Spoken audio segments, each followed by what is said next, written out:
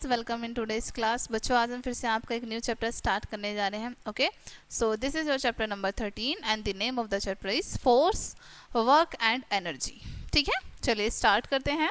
सबसे पहले हम फोर्स के बारे में जानेंगे। फोर्स क्या होता है?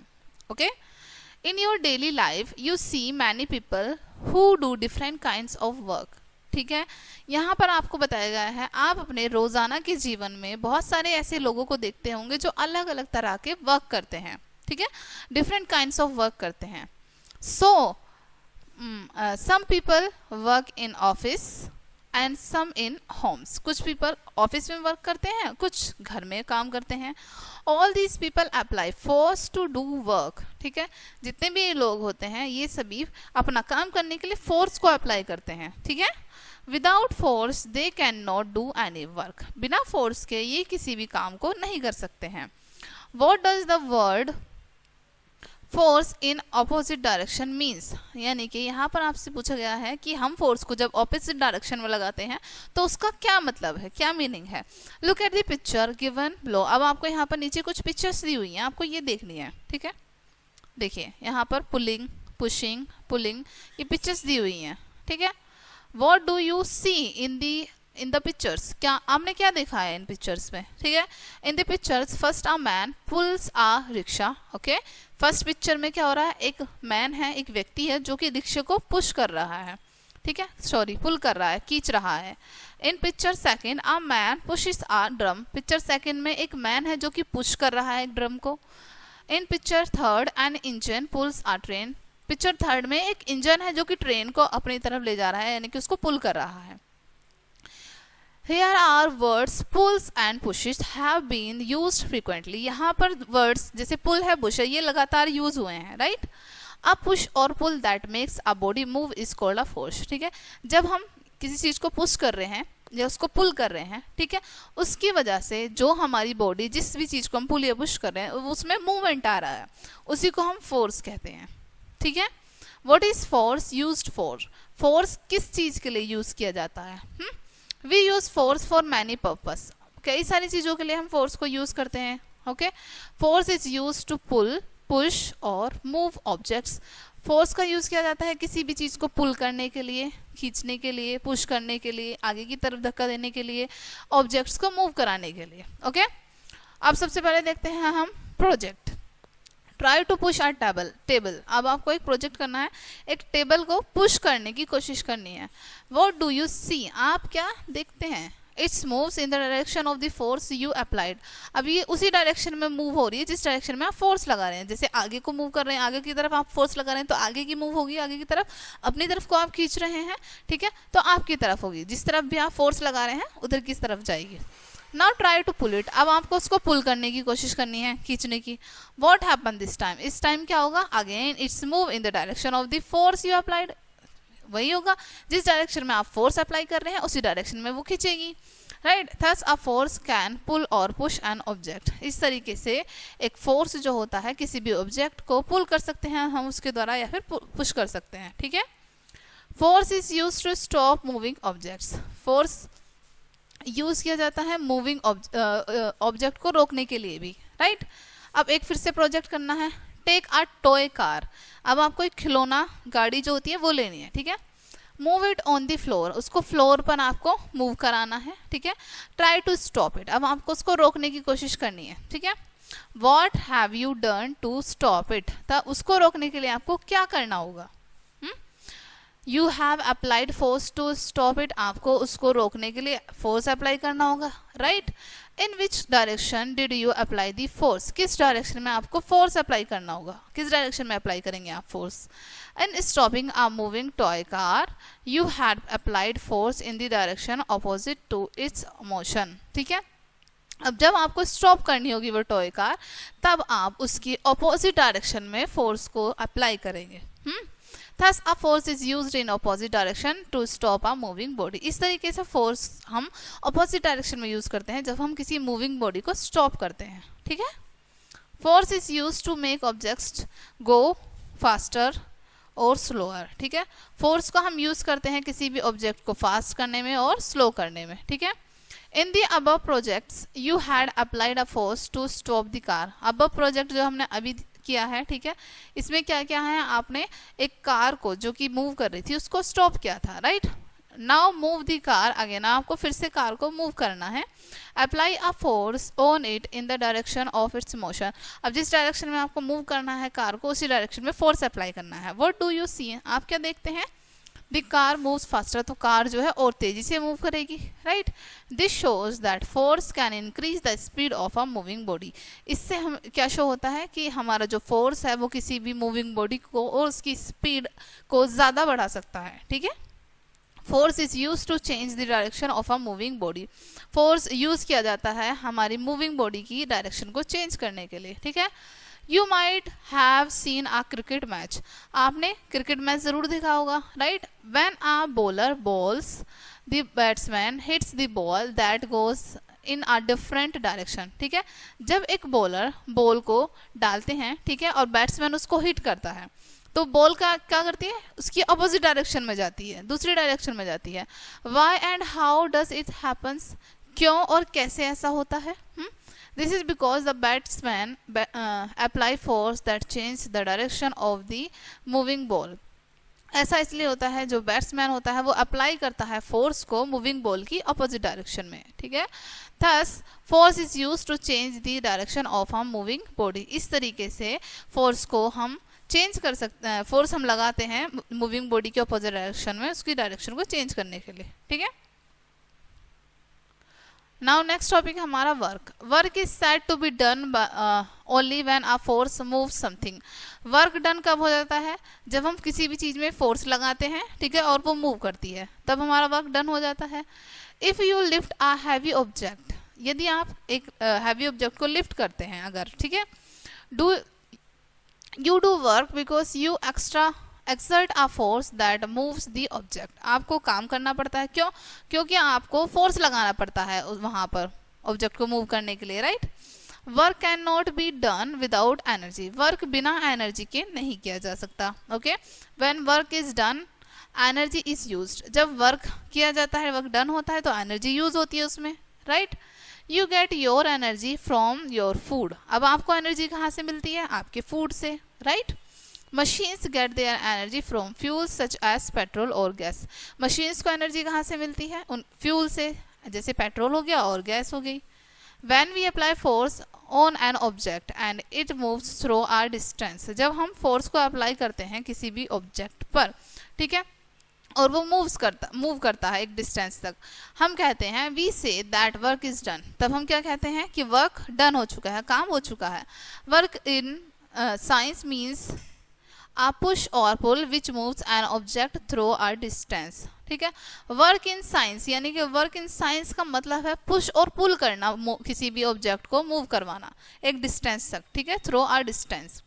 We do many types of work every day. हम कई प्रकार के काम को रोजाना करते हैं, but not all these are called work in science, ठीक है, लेकिन सभी जो काम हैं उनको हम वर्क इन साइंस नहीं कहते हैं, ओके.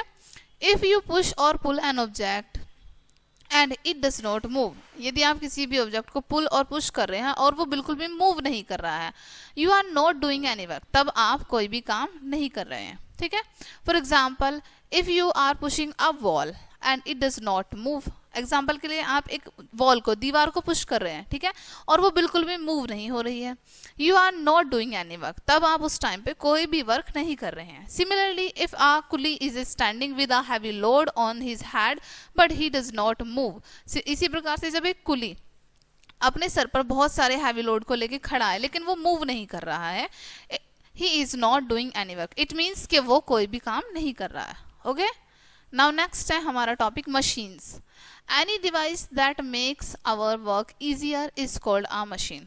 कोई भी डिवाइस जो हमारे काम को ईजी कर देती है करने में, उसको हम मशीन कहते हैं. For example, you may have strains in lifting a heavy weight by your hands, ठीक है. एग्जाम्पल के लिए आपको बताया गया है कि आप हैवी वेट्स को अपने हैंड से स्ट्रेन कर रहे हैं, उठा रहे हैं, okay, but you can lift it with the help of the machine easily. लेकिन आप वही काम मशीन की हेल्प से भी कर सकते हैं.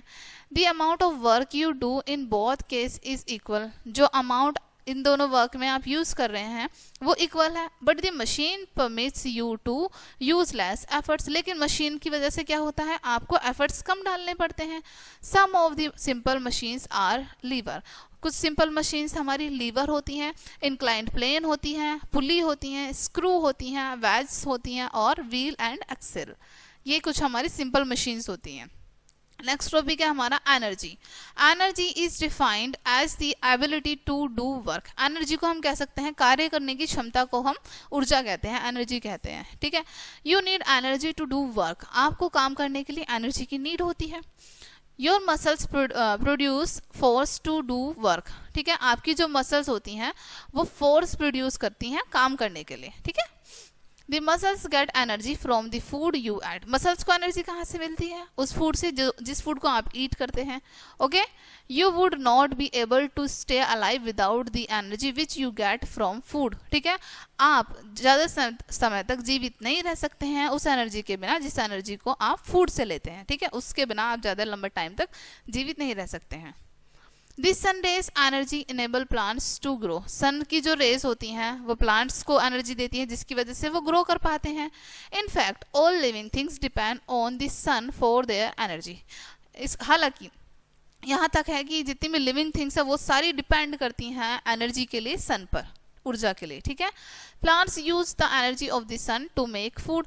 प्लांट्स यूज करते हैं सन की एनर्जी का अपने फूड को बनाने के लिए। Animal eats the plants these plants to get energy. Animal इन्हीं प्लांट्स को ईट करते हैं एनर्जी लेने के लिए, ठीक है।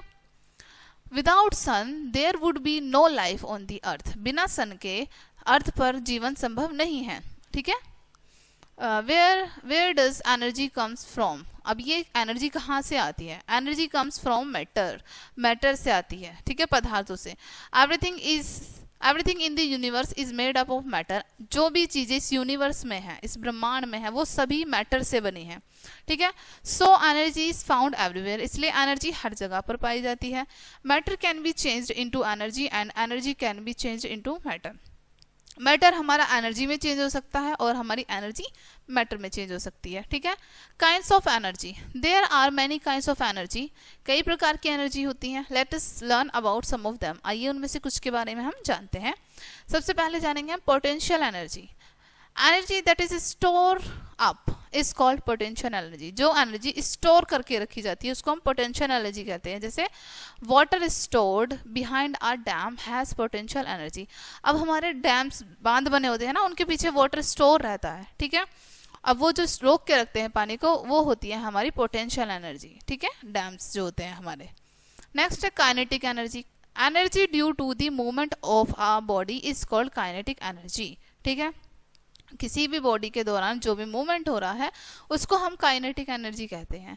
An arrow shoot from a बो हैज काइनेटिक एनर्जी। कोई, जब हम एक एरो को एक बो के थ्रू, ठीक है, एक बो से हम शूट कर रहे हैं, उसको हम काइनेटिक एनर्जी कहते हैं। Potential and kinetic energy are together, energy together are known as mechanical energy. जब हम पोटेंशियल एनर्जी और काइनेटिक एनर्जी को मिक्स कर देते हैं, एक साथ कर देते हैं, ज्वाइन कर देते हैं, तब यह हमारी एक मैकेनिकल एनर्जी का रूप ले लेती है, ठीक है।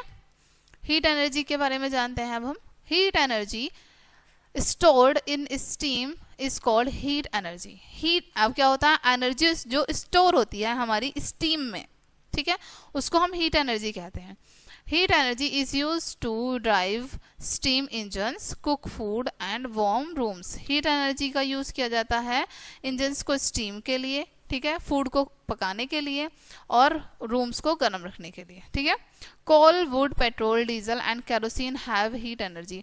कोल में यानी कोयले में, वुड, पेट्रोल, डीजल, इन सभी में हीट एनर्जी होती है, ठीक है। Atomic energy, energy stored in an atom tiniest particle is called atomic energy. Atom क्या होते हैं, जो टाइनिएस्ट सबसे छोटे पार्टिकल होते हैं उनको हम एटम कहते हैं, ठीक है। एनर्जी जो हमारे एटम में स्टोर होती है उसको एटॉमिक एनर्जी कहते हैं। Atomic energy can be used for peaceful purpose like making electricity and running industries.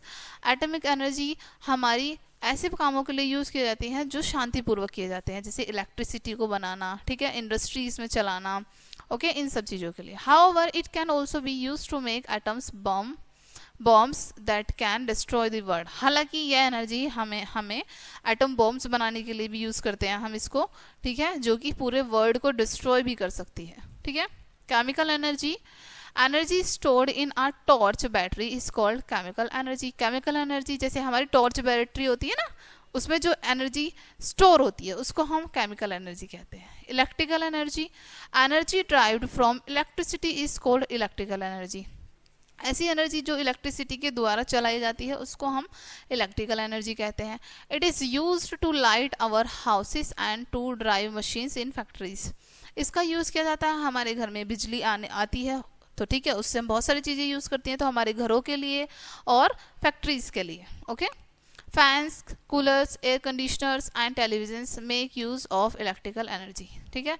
अब जितने भी हमारे कूलर, पंखे, टीवी सब होते हैं, इनका यूज़ कैसे कर पाते हैं हम? इलेक्ट्रिकल एनर्जी की वजह से, ठीक है। नेक्स्ट है magnetic energy. Energy passes bye magnet is called magnetic energy. जो एनर्जी हमारी मैग्नेट की वजह से होती है उसको हम मैग्नेटिक एनर्जी कहते हैं। सोर्सेज ऑफ एनर्जी, एनर्जी की सोर्स देखते हैं अब हम। The main source of energy are the sun, wind, water, fuels and the earth. Main source क्या है हमारी एनर्जी के? सूर्य है, हवा है, पानी है, फ्यूल्स हैं, ठीक है, और हमारी अर्थ है, ठीक है। This sun's energy is called solar energy. Sun की जो एनर्जी होती है, सूर्य की जो एनर्जी होती है, उसको हम सोलर एनर्जी कहते हैं। The sun is the source of all energy on the earth. Sun जो है हमारी सभी एनर्जी का एक मुख्य स्रोत है, सोर्स है, ठीक है। Wind is also the source of energy. हवा भी सोर्स है हमारी एनर्जी का। Wind energy is use to run wind mills. Wind energy का यूज किया जाता है विंड मिल्स को चलाने के लिए। Running water also has a huge amount of energy. Running water में भी अच्छी खासी मात्रा में एनर्जी होती है। Water energy is converted into electricity in power stations. Water energy को हम कन्वर्ट कर देते हैं इलेक्ट्रिसिटी बनाने के लिए, ठीक है। The electricity generated with water is called hydro electricity. अब जो पानी की वजह से इलेक्ट्रिसिटी जनरेट की जाती है उसको हम हाइड्रो इलेक्ट्रिसिटी कहते हैं। Fossil fuels such as coal, petrol and natural gas are also important source of energy. अब हमारे जो fossil fuel होते हैं जैसे कोल है, पेट्रोल और जितनी भी नेचुरल गैसेस हैं, ये सभी important source हैं एनर्जी के। Nowadays buses in New Delhi and Mumbai run on CNG, compressed natural gas. It is a pollution free fuel, ठीक है। इन दिनों अब दिल्ली में, मुंबई में CNG द्वारा बसेस चलाई जाती है, यानी कि CNG का यूज़ किया जाता है बसेस में, ठीक है, जिससे क्या होता है, बिल्कुल भी पॉल्यूशन नहीं होता है, ठीक है। Earth is also a good source of energy. Earth भी हमारी अच्छा स्रोत है एनर्जी का। Earth interior is very hot. Earth की जो इंटीरियर है वो बहुत गर्म है। It is a good source of energy. ये भी अच्छा सोर्स है एनर्जी का। Earth energy is called geothermal energy. Earth की एनर्जी को क्या कहते हैं हम? जियोथर्मल एनर्जी, ठीक है। ना कुछ पॉइंट डिस्कस कर लेते हैं बच्चों हम। Coal, natural gas and oil are fossil fuel, ठीक है। कोल, नेचुरल गैस और ऑयल ये हमारे फॉसिल फ्यूल हैं। Sun's energy is called solar energy. Sun energy को हम सोलर एनर्जी कहते हैं। Earth energy is called geothermal energy. Earth की एनर्जी को हम जियोथर्मल एनर्जी कहते हैं। Work means using force to move an object. Work का मतलब है कि हम फोर्स को यूज कर रहे हैं किसी ऑब्जेक्ट को मूव करने के लिए। अब फोर्स इज पुश और पुल। फोर्स क्या होता है? कुछ भी हम पुश या पुल कर रहे हैं तो उसमें फोर्स यूज होता है। Energy is the ability to do work. Energy क्या है? कार्य करने की क्षमता, ठीक है। ओके, सो डियर स्टूडेंट्स, ये चैप्टर आपका यहीं पे फिनिश होता है। आई होप ये चैप्टर आपको काफ़ी अच्छे से समझ आया होगा। मिलते हैं नेक्स्ट वीडियो में एंड थैंक्स फॉर वॉचिंग।